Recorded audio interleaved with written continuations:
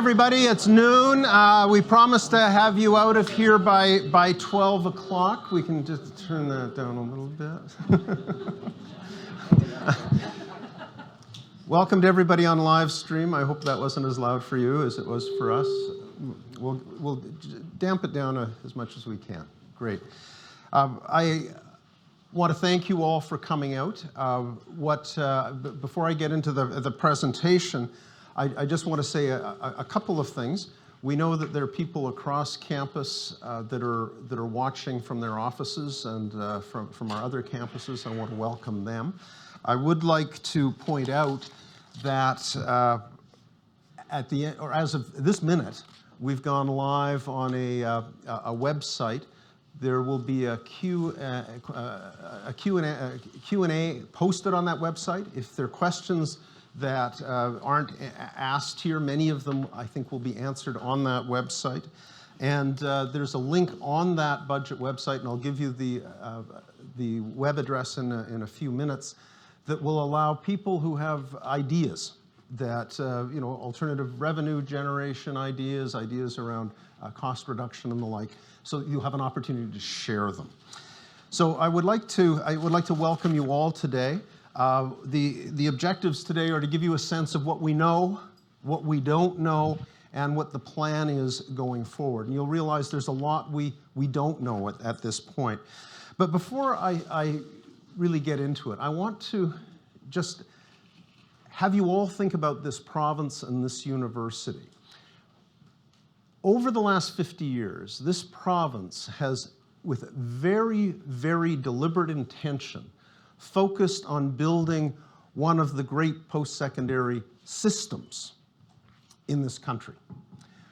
The University of Alberta is a top 100 institution. We're in a province of under 4.5 million people. Ontario, with 14.5 million people, only has one institution that is a top 100 in the world. We have done an extraordinarily good job. We have 2 universities in this province that are top 200. We have 2 of the best undergraduate universities in this province, in the entire country.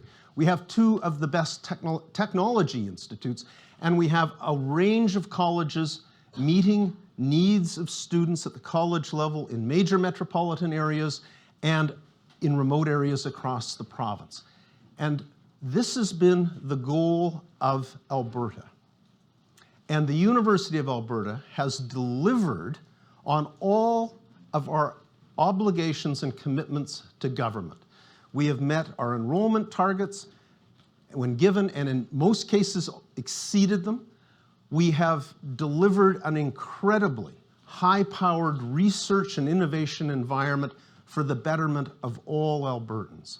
And what we're seeing now is a sea change in public funding of all public sector institutions and universities and colleges. I have the honor of being able to travel the province and meet with people in big cities, in Calgary and Lethbridge, and small communities, Fort McMurray, Lethbridge, Medicine Hat. And I think we all know that there's angst out there. There's been angst for years, and that angst is being shared within our university community. And today I want to tell you what we know, what we don't know, and where we're going. So here is what we know. We know that the average Campus Alberta grant was cut by about 5.1%, but it was applied differentially across institutions. Our reduction was 6.9%, or $44 million. We also had a reduction in our infrastructure maintenance program funding. This is what we use for things like deferred maintenance, of $35 million. It went to zero. And what we see is the total reduction this year, in-year budget, is $79 million. We're halfway through this budget year. That's what we know. Now, before we get into how we're going to deal with it, what we don't know, all of those sorts of things, I want to remind us what we aspire to. We aspire to build one of the world's great universities for the public good. That's what we do. We focus on excellence, the quality of our research, the quality of our teaching, If we look forward 10 years, we imagine we're going to have more students, we imagine less space, we imagine less government funding per student, and we see increases in tuition. When we look forward 10 years, that's what we imagine happening. And by the way, this presentation goes about half an hour. We'll have half an hour for questions, just so that you know where we're headed. We've laid a lot of groundwork in the last year or so, last 3 or 4 years. We dealt with our structural deficit. You'll remember how challenging that was, but we got our fiscal house in order. We have developed a budget model that will move to implementation over the next number of years that allows deans to see into the future and get a sense of, if I increase my enrollment, what revenues will I get? If my research activities within the faculty increase, how will that be recognized? We've put in place multi-year planning and accountability frameworks. We have built an integrated asset management strategy, looking at our physical facilities. What do we need? What don't we need? How are we going to manage it? We have launched a major international administrative benchmarking project so that we can learn what the best practices are out there and become more effective and efficient in what we do.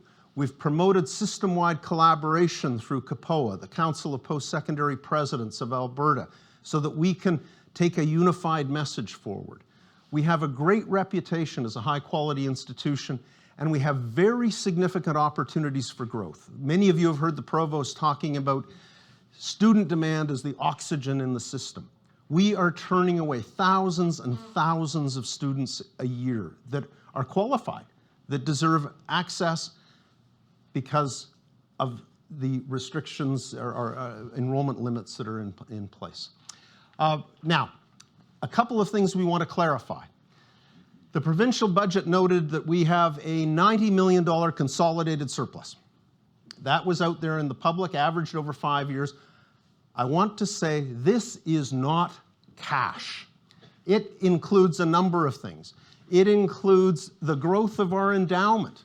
If I spent that, I would be put in jail. I can't.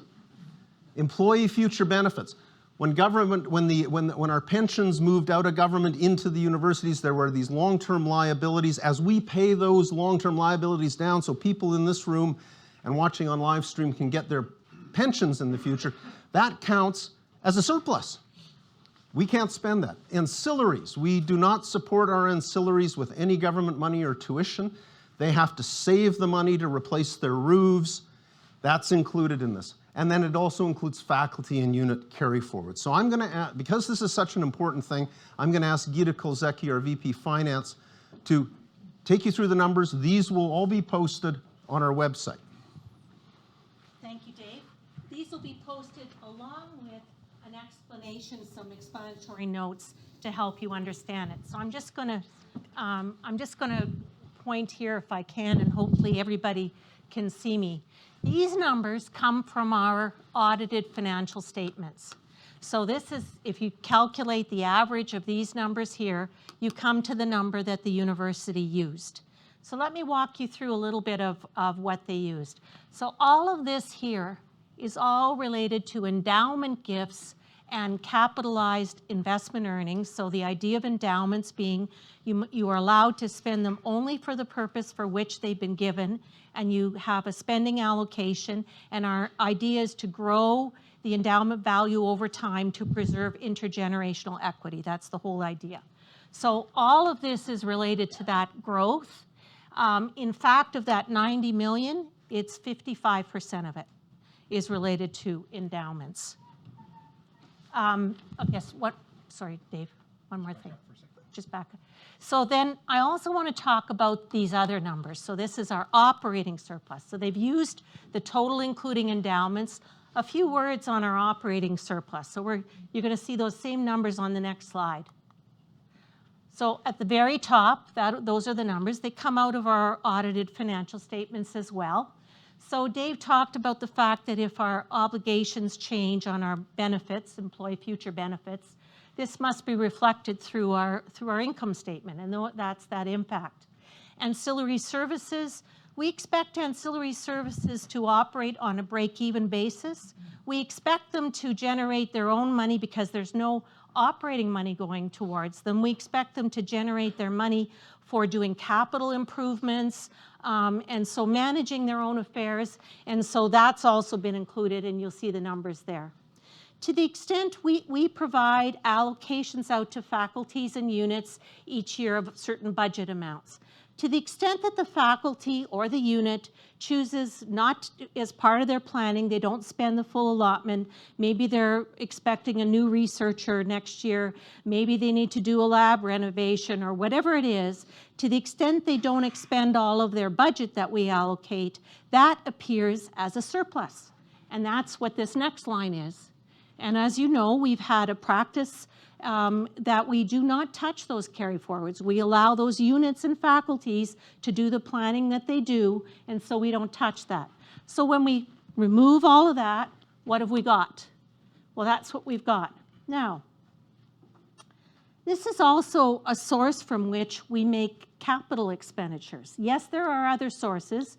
We get specific capital grants from government for doing specific things. We also get donations to help us, but some of that has to come out of our operating income, and you can see net of the amortization, that's what we actually did in those years. So these are actual figures. And we also make contributions, it's not nearly as significant, but towards internal research projects and or endowments. For example, if this is a real example that happened in those years, someone gives us a bequest. Well, we've chosen, that faculty chose to take that bequest and create an endowment as a result of that. And so that's also in these figures. So what's left? Well, actually, if you do the math on what's left, it's a slightly negative number. We expend those amounts.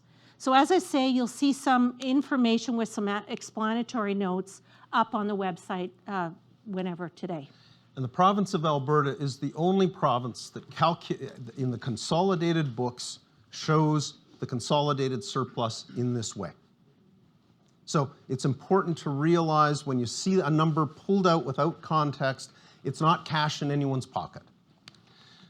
Another thing I want to clarify, many of you have looked through the MacKinnon report. There are some interesting observations in there. Here is one that plots full-time learning equivalents versus total expenses. And there you can see the University of Alberta way out there. It gives the impression we are just spending money and wasting resources.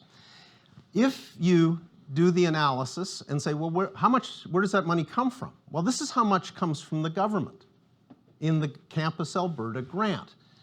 The difference between those 2 points is return on investment. This is leverage. This is money we get from other governments. We generate through ancillary fees, through tuition, through corporate sponsorships. What we've done over the last 6 weeks is working with our board, we have taken this figure and other data into cabinet ministers, into deputy ministers, into those people involved in decision-making to let them know that figures like that don't accurately reflect the financial picture at the University of Alberta. We have a greater return on investment here at the U of A than any other institution in the province, something we should be incredibly proud of. So what are the things we still need to learn as we go forward? Well, we haven't got a detailed budget letter. Usually we don't get those till after the budget is passed, which would be probably sometime next month. We've been told we're going to get it earlier, which would be very helpful because that will include the actual numbers. We do not know what the future enrollment targets are. What flexibility are we going to have? Clearly it won't be right across the board because government has always controlled programs like dentistry, medicine, nursing, teacher education, those types of things. But are we going to get free rein in the arts and sciences, for example? We don't know that. We don't know what the magnitude and implications to cuts in research may be, given the budget changes announced last week. We don't know the budget impact on clinical services and how they will flow through to the university. We also, over the last few days, have been aware of new legislation that makes some very significant changes in labor legislation. and the implications or the statement that the Minister of Advanced Education can set bargaining mandates for negotiations within our sector. And we also have been informed that going forward, starting in the 2020 budget, the government will have a new funding formula based on performance metrics as they go forward. We don't know what that will look like. We've been told we'll be consulted. And fortuitously, we chose performance-based funding as the topic for this January's Board, General Faculties Council, Senate retreat. So we're actively engaged in looking at models and what they may or may not do. So what are we doing this year? We've got an in-year budget cut. Well, the university, the center, will buffer what we can. So for example, we have already canceled, I think, about $10 million worth of infrastructure contracts. So that big cut that we've got in infrastructure, we've been able to back that off quite a bit. We'll be going to the board and making a case to take some of our investment reserve and to help with this year. We anticipate that before we start allocating any of the cut, we hope to deal with about half of it this year before it moves out into units and faculties. That is our goal. What is important to note is that we have another budget coming up in a few months' time, in February more than likely.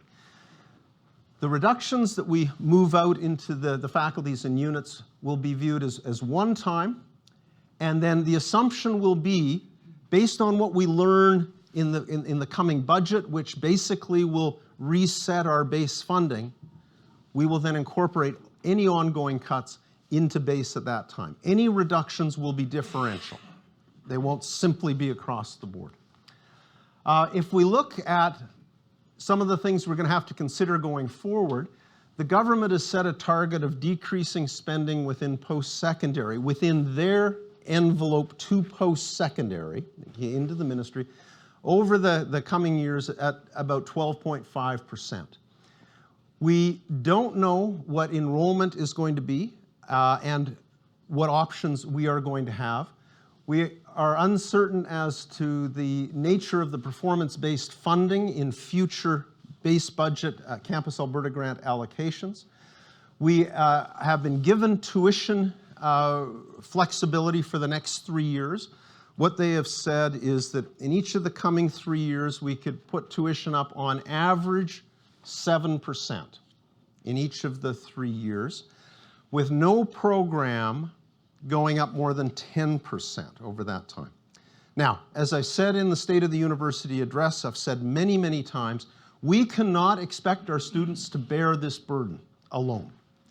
We have made a commitment that a meaningful portion of incremental tuition rate-derived revenue will be put into needs-based student financial assistance so students with the highest need can get the financial support they require to come to the University of Alberta. I want to be clear on that. You're going to hear me say that many, many times. And we have to be very, very conscious of the impact of any changes in tuition on our students. Steve, what I'd like you to do is, if you can just spend a few moments talking about what we imagine going forward, just to give everyone a sense of what the transformation might look like. Sure, thanks, Dave. So as Dave says, there's lots of variables out there. So this is just a back-of-the-envelope calculation to give us a sense of what magnitude are we looking at. And the major impacts that I'll talk about in this calculation are going to be the Campus Alberta grant, the loss of infrastructure maintenance funding, as well as the offsetting impact of a tuition increase. Now, this is not including the set-aside, so it's an overestimate of the benefits. But we don't know what's exactly going to happen to the Campus Alberta grant. The document that the government released last week doesn't have in it a line that says the Campus Alberta grant will grow or decrease by any particular amount. But what it does say is that the post-secondary operating expenditures will be projected to decrease in a particular manner. And that manner is a decrease of 5.1% in the year that we're currently in, and then roughly 2.5% in each of the subsequent 3 years, for a total of about 12.5%.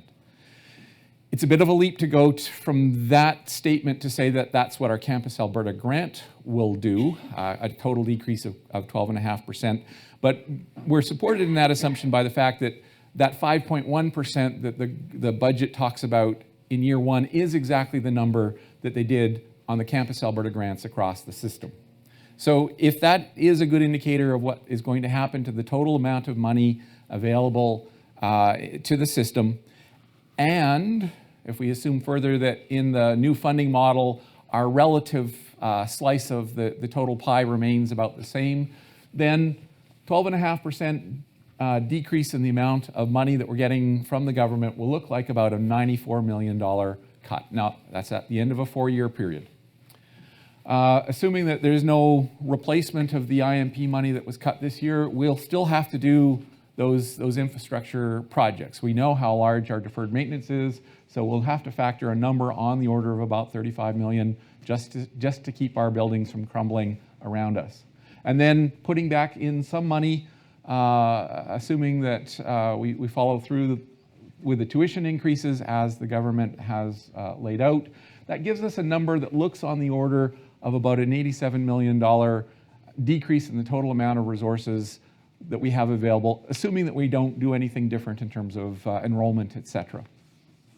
If we were to just amortize that across our student numbers, that's a cut of sorry, let me just go back to that raw number. That number represents something on the order of about a 12 to 15% cut on our operations, depending on what component you take as the denominator in that equation. If we divide that out by our number of students, we get about a $2,500 decrease in the number of dollars that we have per student. And that's important because, Dave, if we go to the next slide, a number of you might have seen this slide presented over the course of the last year as we've had some discussions about where we as a university rank in terms of our per student revenues, operating revenues, amongst the U15. And we're not allowed to share all the names of the U15 institutions, but their numbers are up there, ranked from the institution with the most dollars per student, which is us, down to the bottom, which I'm not allowed to tell you who that is. What we see, that the reason I put that number on the previous slide, how much does the decrease impact us per student, is just to be able to do some comparison. What is the impact of this cut to us on a per student funding basis? And what you see is it moves us from the top of the rank to about number 3. So we still have significantly more resources per student than most institutions, certainly a lot of really good institutions that we would recognize, which gives us some confidence that we're going into territory that if we learn from others who are already have frankly gone down the road of cuts, if we learn from them, we can get a sense of how do we deliver still top quality programs with a few less dollars on a per student basis. The important thing to realize about this is, as Steve says, we can learn from our colleagues that have gone through similar challenges in restructuring. We would be the last of the provinces to be faced with something like this. But having said that, pain and stress are not relative. You don't look at others and go, well, they're way down here. This makes me feel much better. So I want to acknowledge that. We have some challenges ahead. But what it does is it certainly gives me confidence that when we come out the end of this, we are still going to have an exceptionally high quality university, one of the finest in the world. So what are the options that we need to consider when we deal with these very real, very significant reductions? Well, we're considering everything. In the long term, administrative restructuring and efficiencies, revamping the curriculum and structural changes. As a routine measure, we terminate programs frequently. And it's quite common, and that will continue. That's part of what we do at the university. We talked about tuition and the importance of putting money into student financial assistance. Enrollment will be a big tool for generating revenues to replace some of that shortfall. And what we're doing is providing, the new budget model provides deans and faculties an opportunity to see what are the budget implications if I go forward and increase enrollments. And then it allows for that planning into the future. How would we have to structure our curriculum in a way to deal with this? We're also looking at alternative revenue streams. A major one is the desire to develop our property trust and to start developing some of the real estate holdings we have so that they can actually generate revenue. You look at what's happening at UBC and SFU, they're generating tens of millions of dollars a year that support the quality of the academic environment. Calgary's was given a go-ahead on their trust years ago, and we are pushing government to allow us the opportunities. There are a couple of things we've ruled out. When we look at, one question I've been asked a lot, are there going to be, retirement incentives? We've gone back, and over the last 2 programs here at the University of Alberta, there have been no savings generated. The money put into it equaled the money that came out of it. We went to the Educational Advisory Board in the United States and asked, what data have you got? They work with 1,600 institutions across the United States.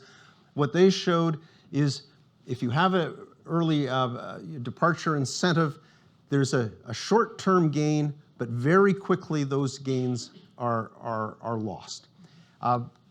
Things have changed dramatically in the last decade and a half.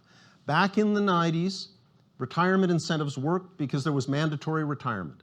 People that were in their 60s saw that there was an end coming, and a retirement incentive made sense. What we see is since that time, there have been no apparent successes with a retirement incentive package. So I want to say that very, very clearly. We've talked about growth. Growth can help us deal with some of these financial pressures. It can also help deal with the big challenge that we've got in the province of Alberta in that the system is turning away, by the ministry's own estimations, close to 20,000 qualified students a year. And we know that we have the fastest growing youth population in Canada.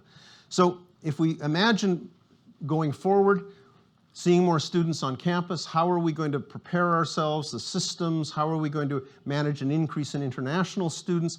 Government has been quite clear. They see international students and growth in international students that pay full fee as a key opportunity going forward from both a financial point of view, but also from an immigration point of view into Canada.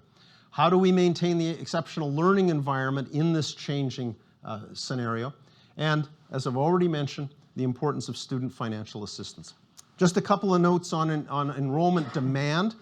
Our demand is growing dramatically. This is the number of applications from domestic students. If you look at what's happening in high schools right now, there is a tsunami of enrollment pressure moving through the system. It's at about grade 9 right now. It's going to come crashing down on us in a few years, and that curve will show an inflection point going upward.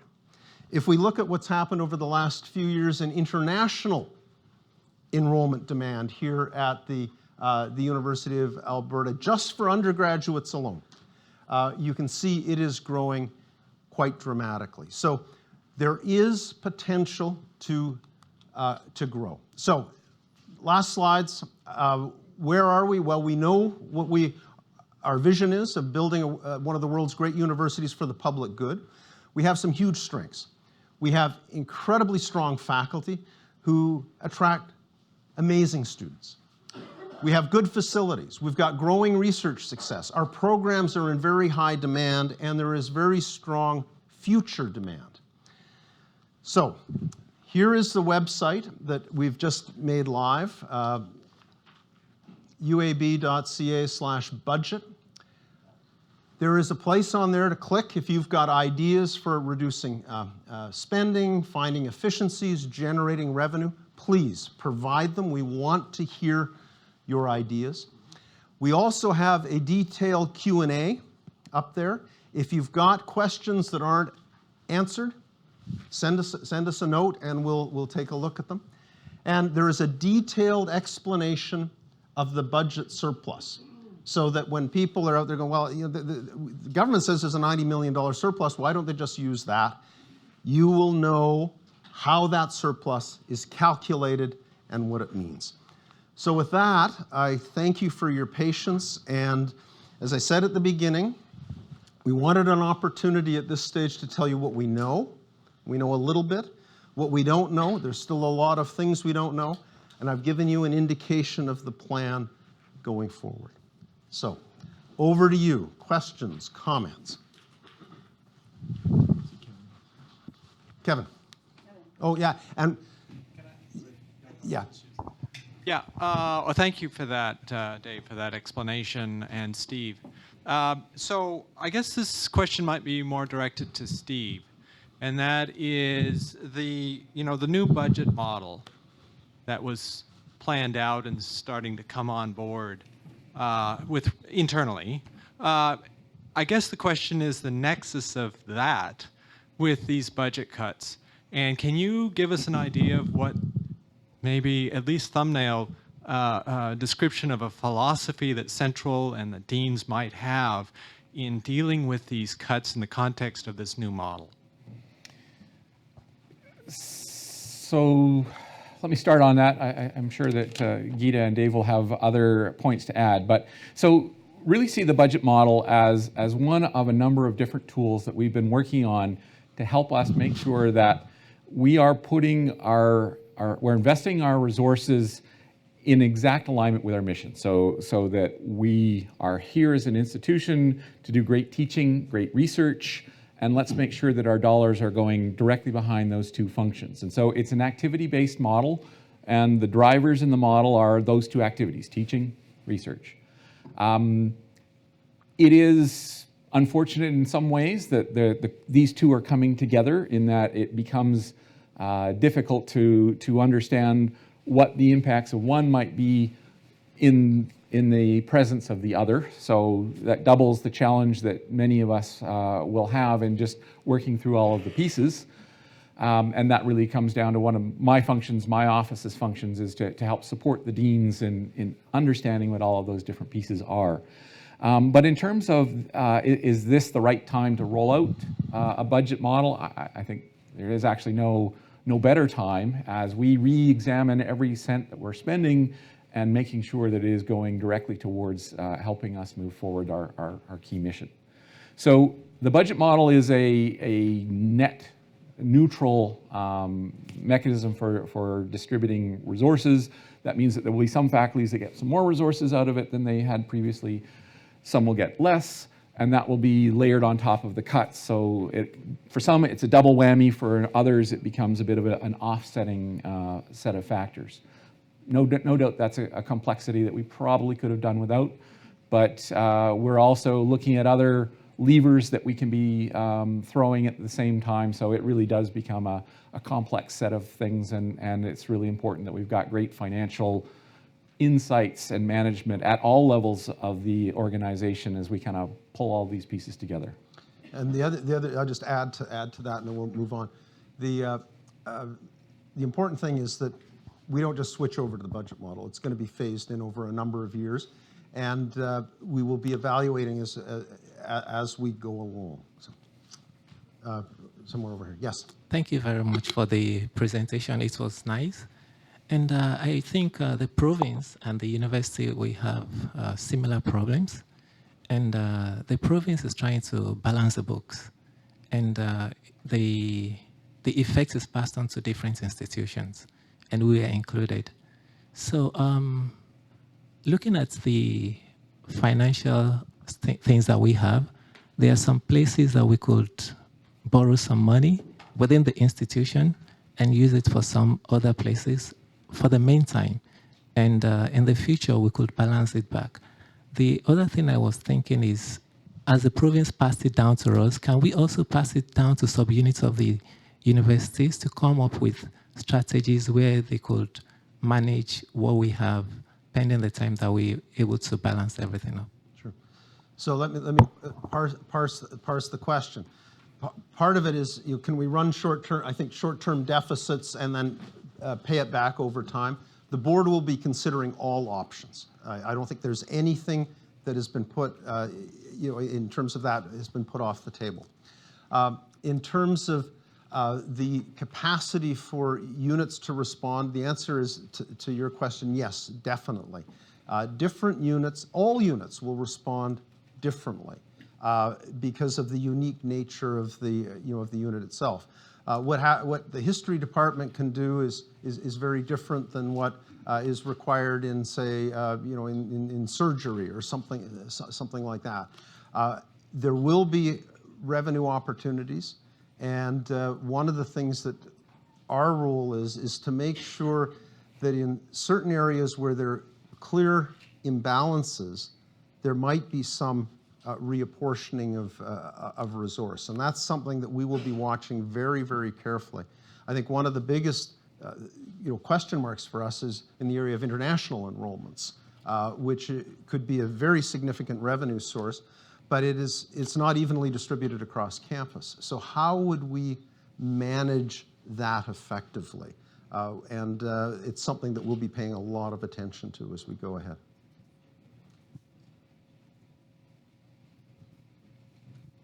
Adam.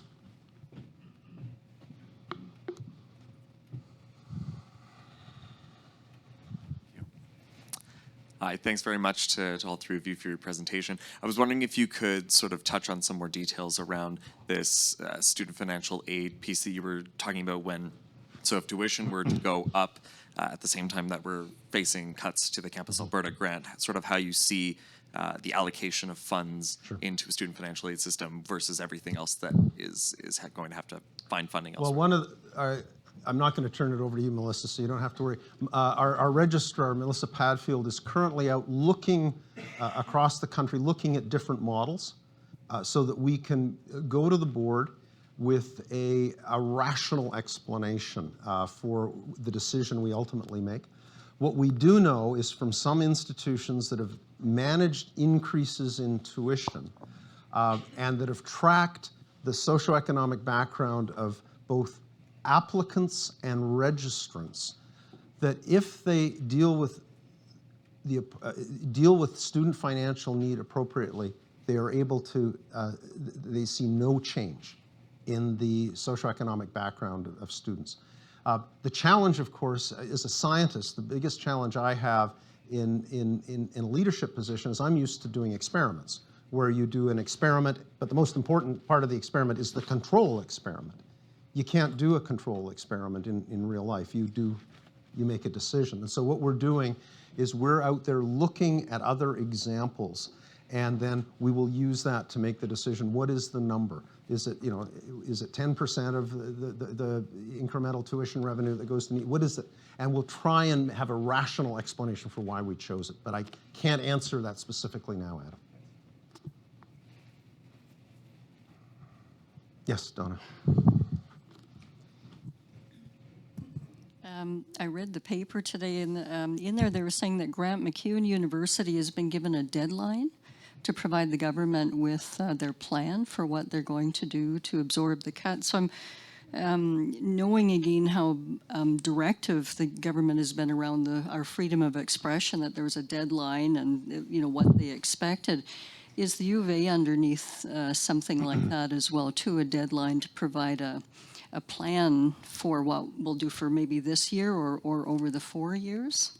We have not received anything in writing. We anticipate there will be something where government says, okay, so what are you going to do? It would actually be hard to imagine them not knowing or wanting to know what we're going to do. So we're awaiting some form of communication, and what you've seen is our plan to date in terms of how we're going to go ahead. But any sort of long-term plan, until we know things like enrollment flexibility, all of those things that I went through, But we just don't know. And this is one of the challenges. When we wanted very much to bring the community together and have this conversation, it would be nice to be able to answer all the questions, but when you realize 3/4 of them or 80% of them we can't answer yet, it's very difficult. But we're expecting some form of communication that would ask us to update government on what our plans are. Yes, Elizabeth, over there.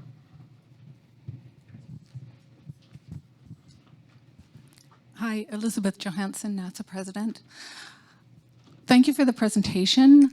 And I wanted to comment that a lot of people out there are really worried. They're worried about what's going to happen to their jobs, what the plan is going to be going forward. And I know that I've heard from you that you recognize and value the work that support staff do across the university in so many different roles and so many different jobs to support the mission of the university and the teaching and learning and research that goes on here. And sometimes what happens in budget cuts is there's a knee-jerk reaction, and support staff often feel like they bear the brunt of things. And if you could maybe comment to folks about that you do value the work that they do, and maybe if you're able to give some reassurance that it is a complex situation and it's not going to be just a knee-jerk reaction. Well, as I said in the State of the University address, we will not act reflexively. We need to think this through. We will be working with the deans and with the unit leads to do everything we can to ameliorate the effects of these reductions on job loss. I know people are anxious, and but Elizabeth, you've got my assurance that what makes this such a great university is the great people, the great staff, the great faculty, the great students.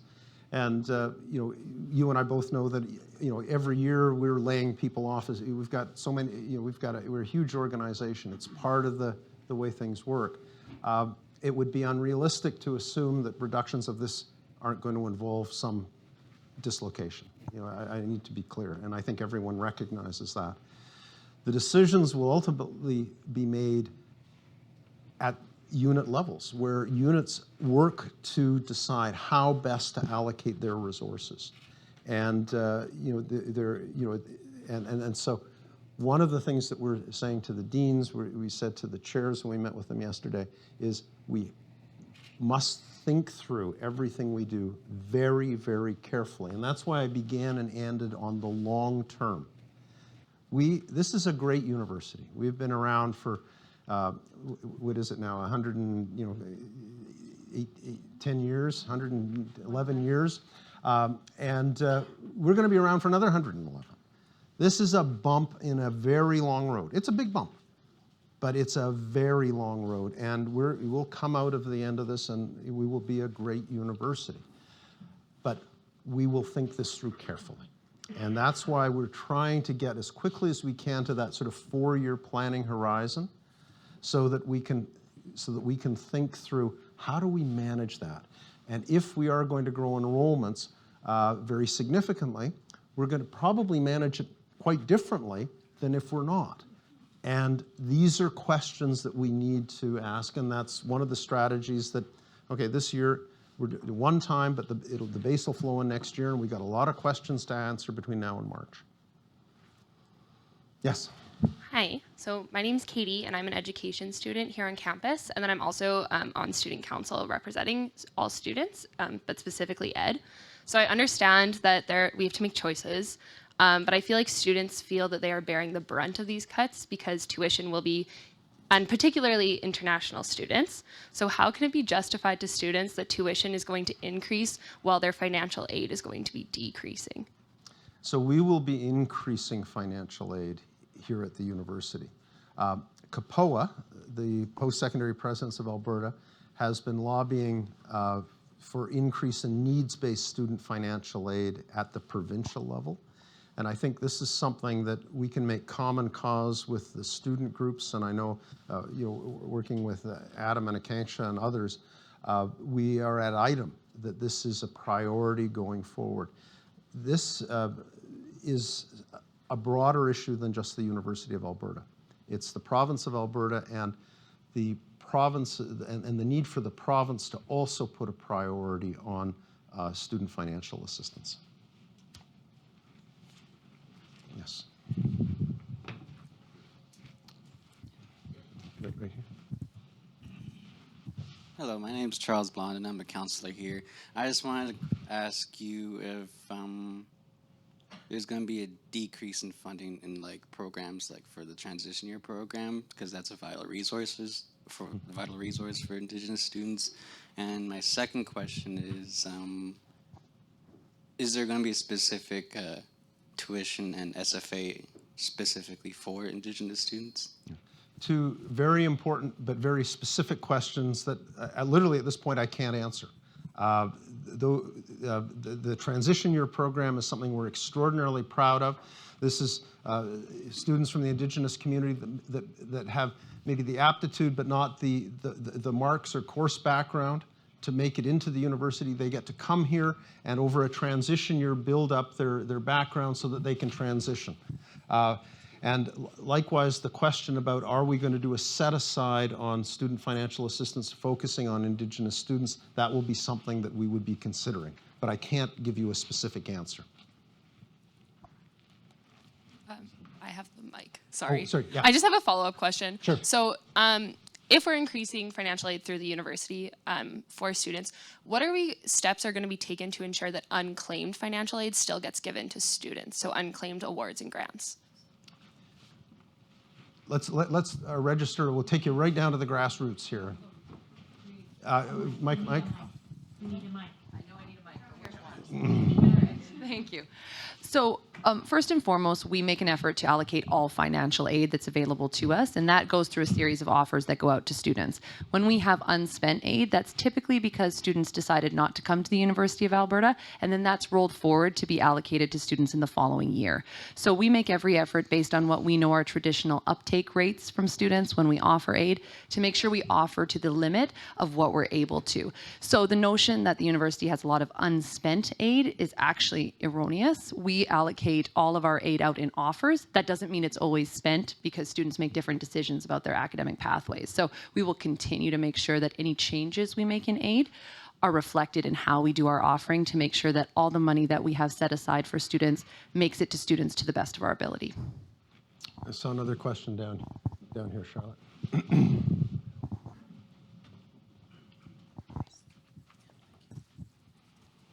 David, it's Luke, Vice President Operations Finance for the Students' Union.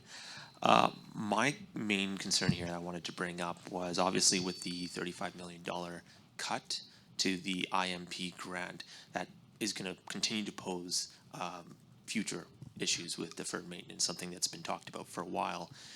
And students use both the academic and non-academic spaces across the campus. And so I'm kind of wondering, what plans in the future do you have if that grant continues to be cut back or removed altogether as it was this year, as it's going to continue to impact students? And I don't want to see a future where our buildings are crumbling down around us, or that we decide to cut back on non-academic spaces in order to maintain the academic spaces across our campus. Yeah, it's a very important point. And Steve, in his little back of the notepad calculation that he showed, what are the implications of all of this put together? The assumption was that that is not being backfilled and that we would have to step up and use operating funds to cover it. So I'm glad to hear that, you in your position saying that this is important. We have a huge deferred maintenance challenge on this campus, and one of the things that you would have seen up there is that we can start rationalizing our space, and we are pulling. Consolidating services. We used to we lease space about $1.2 million a year, I believe, Andrew, from campus over in Campus Towers. We are moving those units back. We'll be saving $1.2 million a year on that. I think in a few weeks we're taking down Alumni House, which we've decommissioned. The asset management strategy and the budget model, which puts a notional price on space, will reward us for being efficient. And that will allow us to get out of some of these old buildings that are so run down that we don't really need anymore if we use our existing space as efficiently as we can. But that doesn't mean there aren't other spaces that need retrofitting. And just a week or so ago, we took our Board of Governors through the chemistry building, where deferred maintenance, it doesn't sound like it affects students. It sounds like, well, that's just, pipes in the wall or something. We took them into new chemistry labs that were retrofitted with the recent federal funding and provincial funding, and then right next door into ones that weren't. And what we're trying to do is have people in our community understand this is not some abstract thing that doesn't matter. This affects the quality of the learning and research environment for everybody. So thank you for that. We're down to the last couple of minutes. I've got a few things I want to say before we wrap, but yes. Oh, thank you. Thank you. So international students came up today, particularly concerned about cuts falling on the backs of these students. International students use a disproportionate number of services. That's certainly true in our service. So if we're bringing in more numbers at a time when we simultaneously have service cuts, what precautions can be taken to ensure that admission standards are not reduced and that we actually have adequate services to support any substantial growth in the international student population? Yeah, absolutely. So if we look at international enrollment as a tool to deal with some of this, there would have to be set-asides for the services required. And we already had a discussion on Monday with the deans, and the provost raised that very, very issue. So there's no question about it that we would have to put some resource, or relatively more resource, so to speak, into the services that those students would require. Okay. Well, I want to thank you all for coming. We said we'd have you out of here by 1.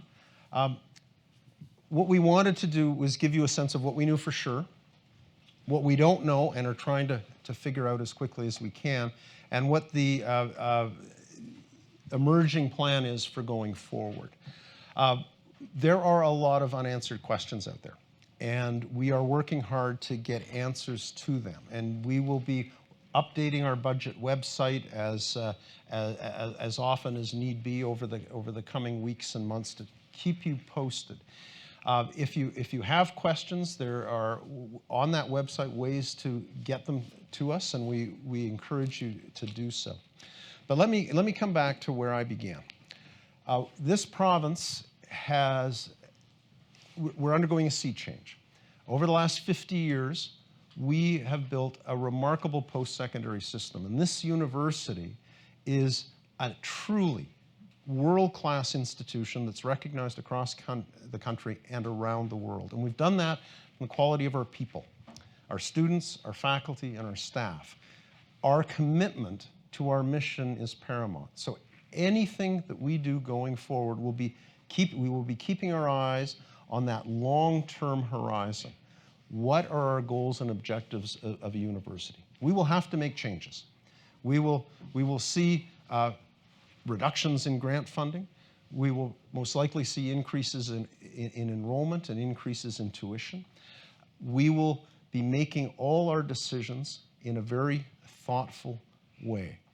We will go through some challenging years, but we will come out of this as a great university. We will continue as a great university, and we'll do that because of the quality of the people here. So I want to thank you for coming today. I want to thank you for your questions, and we will work very hard to keep you informed over the weeks, months, and years ahead. Thank you very much.